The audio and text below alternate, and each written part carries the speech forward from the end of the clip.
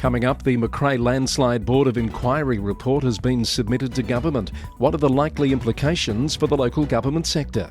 Moorabool continues to challenge the EPA, CEO-level appointments in Victoria and New South Wales, and a contract extension in Queensland.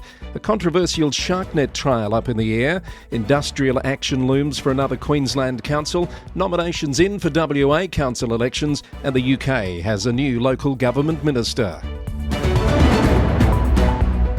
Hello and welcome to the Local Government News Roundup. I'm Chris Eddy. It's Wednesday the 10th of September and you've come to the right place for news from and about councils across Australia and beyond. Brought to you by the Victorian Local Governance Association, the national broadcaster on all things local government.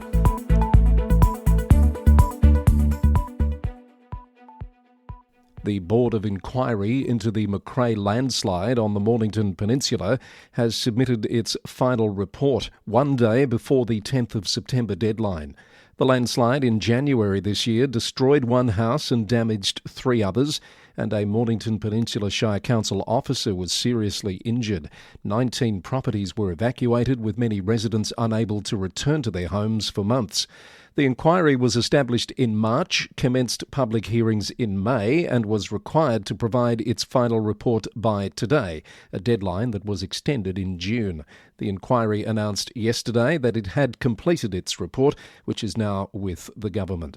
Speaking to me on VLGA Connect, Mornington Peninsula Shire Council CEO Mark Stormer says he expects the report will have broad implications for the local government sector. I do think the whole sector should watch this because I do think there will be some important takeaways from this. And is that based on your observation of the information that was shared and the discussions that happened during the inquiry?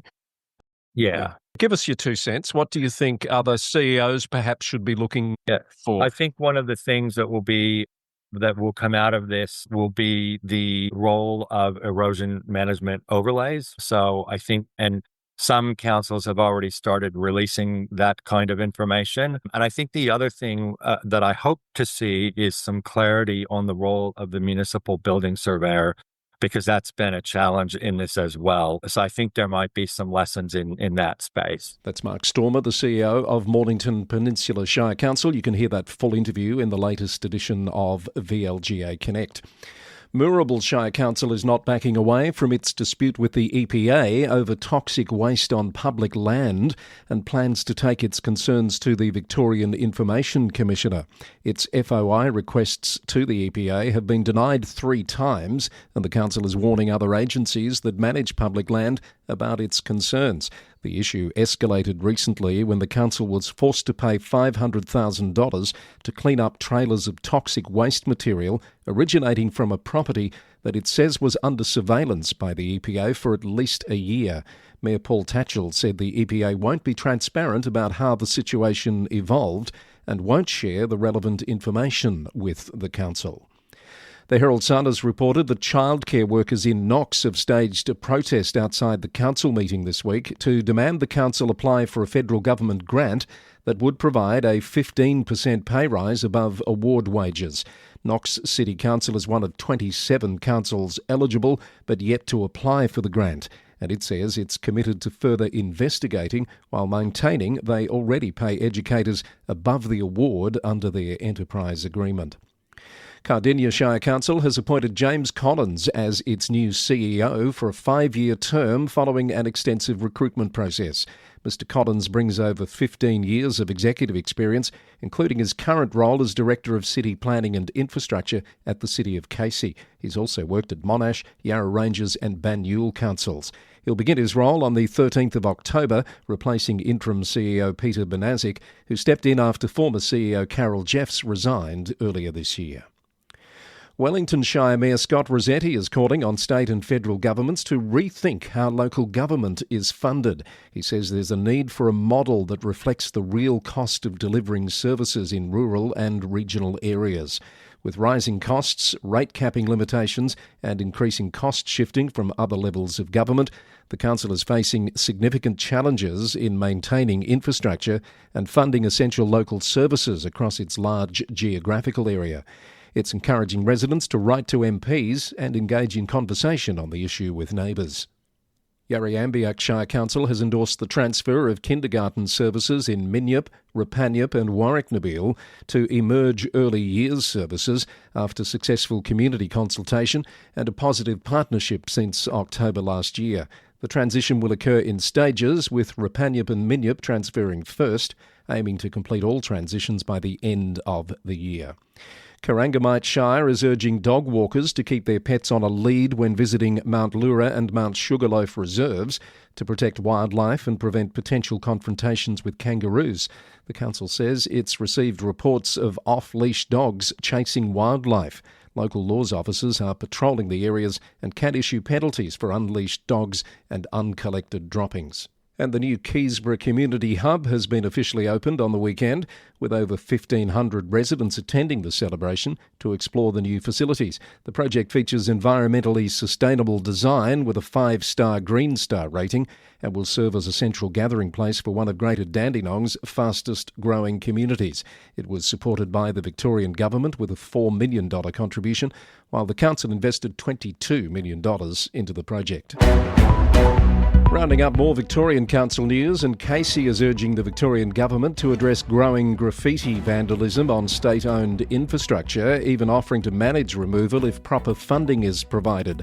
The Council's comprehensive graffiti management program handles over 50,000 square metres of graffiti annually, but state contracts allow only removal near rail platforms, leaving many visible areas untouched. Latrobe City Council has launched an investment campaign highlighting the region as a strategic hub for business growth, showcasing its affordable land, skilled workforce and strong infrastructure just 90 minutes from Melbourne. And Bass Coast Shire has taken out the AusStab Award for Excellence in Recycling Pavements for its innovative paver-laid in situ recycling process that reuses existing road materials on site. The project achieved an 85% reduction in greenhouse emissions and 80% fewer truck movements.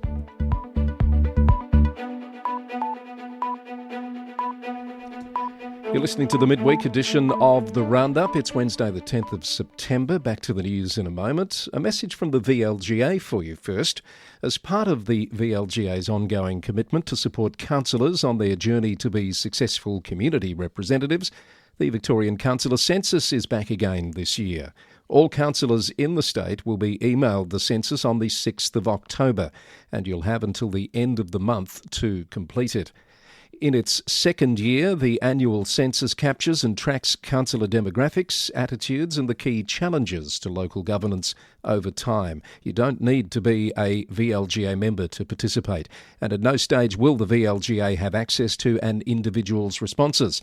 The findings will be used to inform, influence and lead conversations across the sector and with other tiers of government. This is your chance to have your voice heard as a councillor. Look out for the VLGA Councillor Census in October. All responses will be fully confidential. Some New South Wales news for you now, and 3 local councils still support a controversial shark net removal trial at select beaches, despite a fatal shark attack at DY Beach, according to the Daily Telegraph. Premier Chris Minns has paused the trial pending an investigation into the incident. The trial was set to remove nets from 3 beaches on the Central Coast, at Waverley and Northern Beaches council areas, and replace them with alternative shark mitigation measures, but specific locations were yet to be finalised. Narrandera Shire Council has appointed Timothy Coote as its new General Manager effective October 27. The appointment follows the retirement of George Cowan, who served in the role for over 8 years. Mr Coote brings leadership experience from his previous role as CEO of the District Council of Ceduna in South Australia. Camden Council has launched an anti-domestic violence campaign by displaying prevention messages on its parks vehicles. The messaging is focused on challenging harmful stereotypes and promoting community awareness, and it aims to serve as a visible reminder of the Council's commitment to creating a safer community where domestic violence has no place. And a Hills Shire Council petition has gathered over 20,000 signatures supporting infrastructure improvements and will now be debated in the New South Wales Parliament. The campaign has already secured several commitments, including road upgrades, school funding and additional parking. But Mayor Dr Michelle Byrne said there's still a long way to go to meet the area's infrastructure needs amid rapid population growth. On to Queensland, and staff at Southern Downs Regional Council will reportedly walk off the job tomorrow as enterprise bargaining negotiations reach a stalemate. Warwick Today reported that members of 4 unions have confirmed a 2-hour stoppage on Thursday. Unions are seeking a 14% pay rise over 3 years, while the council has offered 4%. The council told the paper it's disappointed an agreement hasn't been reached, and it has contingency plans to ensure service delivery continuity. Cook Shire Council has voted to extend the contract of Chief Executive Officer Brian Joyner for an additional 2 years. The extension will see Mr Joyner continue in his role until August 2028, beyond the current contract that was set to expire in August next year. The extension means Mr Joyner will remain with the elected council through their current term. Mr Joyner confirmed he would accept the extension offer and, despite being eligible for a pay increase, has declined any offer of a pay rise for this period. Rockhampton has established itself as Central Queensland's sporting tourism hub as the council releases new data demonstrating the benefits flowing from recent events. The 2025 Queensland Touch Junior State Cup alone brought 14,000 attendees and generated an $8.9 million economic boost to the region. The city is continuing to attract major sporting events as part of its economic development strategy, with plans to host more competitions in the future, including serving as the rowing venue for the 2032 Olympic Games. And Redland City Council has launched an interactive Koala Watch dashboard to help community members report and monitor local koala populations. The new dashboard enhances an existing online platform and allows users to filter koala sightings by various parameters and track ambassador koalas. The tool is expected to provide valuable data for the council's conservation efforts and koala management strategies. Jumping across to Western Australia now, and the nominations are in for local council elections set to take place in October. 1,068 candidates have nominated for 553 vacancies across 127 local governments. While 397 of those vacancies will be contested, nearly 150 candidates have already been elected unopposed. One of those is Douglas McCrae, who's been re-elected unopposed as the President of the Shire of Murray. On the council since 2017, Mr McCrae has earned another 2-year term in the role he's held since March this year. The WA Electoral Commission said 13 vacancies will remain unfilled, having failed to attract sufficient candidate nominations. That means 10 councils will need to hold extraordinary elections at a later date. The Shire of Pingelly has become the second WA local government to challenge what officials are calling a nonsensical decision by a state government committee. WA Today reported that the Shire's proposed Save the Numbat local law was rejected despite being identical to regulations already approved in neighbouring Narrogin in 2016. Shire Chief Executive Andrew Dover has announced they'll implement the laws anyway while awaiting a hearing in the upper house. The city of Bayswater has taken similar action with a decision on their case expected on September 16. Of 26 local governments attempting to pass cat containment laws, only 3 have succeeded. And the city of Bayswater has approved a new tree retention policy that will protect mature trees on private land from being cleared for developments and subdivisions. The policy excludes properties with single houses, according to Perth Now.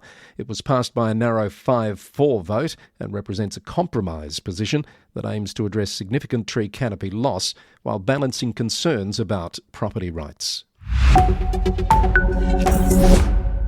On to our global report now, and in the UK, Steve Reid has been appointed as the new Secretary of State for Housing, Communities and Local Government following a cabinet reshuffle triggered by the resignation of Deputy PM Angela Rayner last week. The County Council's network has welcomed Mr Reid's appointment while emphasising the importance of sustainable funding, planning reforms and careful evaluation of local government reorganisation proposals.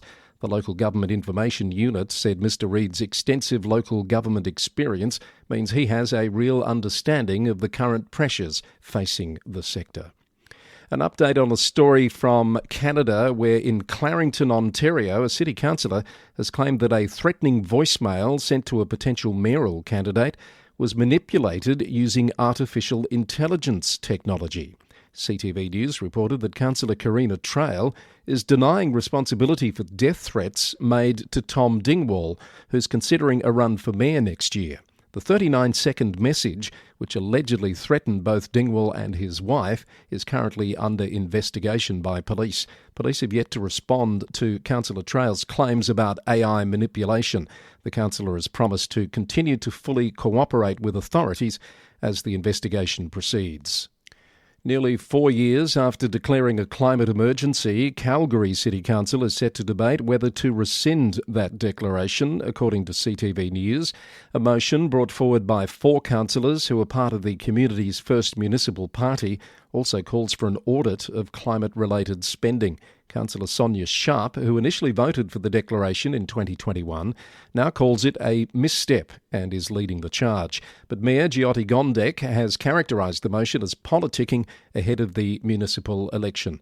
According to city documents, Calgary's Climate and Environment Department currently operates with a $26 million operating budget and a $22 million capital budget. The council will debate the motion this week. 2 New Zealand mayors will be elected unopposed in the upcoming local government elections, with Michael Ford in Manawatu and Marie Black in Huranui both viewing this as a sign that their districts desire consistency rather than change. But local government expert Dr Andy Asquith has told Radio New Zealand that the lack of candidates suggests disengagement rather than satisfaction, and he's calling for reforms to increase public participation in local politics.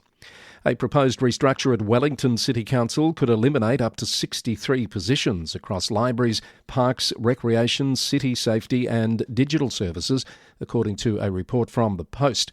The proposal has prompted criticism from the Public Service Association regarding the timing just weeks before local elections. The union argues the restructure would remove specialist expertise and overburden remaining staff, while the council maintains many of the affected roles are at managerial levels. And the City of San Jose, California is implementing a $200,000 grant program to support AI startups addressing civic problems. The move aims to also foster economic and workforce development in the region. 4 companies have been selected from over 170 applications, with plans to improve Medicaid patient outreach, reduce food waste, compress AI models and enhance satellite data processing. You can read more on that initiative at route50.com.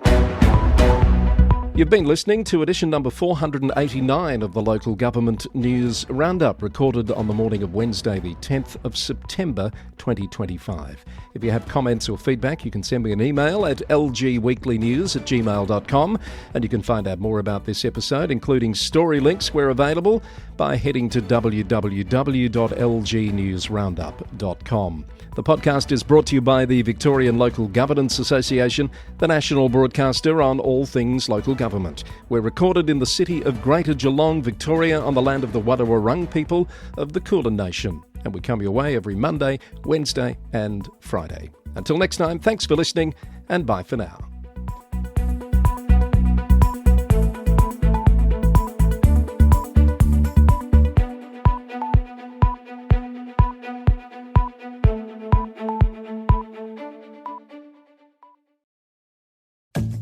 The VLGA is offering a special councillor professional development intensive series. Partner with 3 other councils and save more than 50% off the minimum cost of completing all 13 modules in Year 1. The intensives will be held over 3 days. They're cost-effective, time-efficient and promote the benefits of peer-to-peer and face-to-face learning.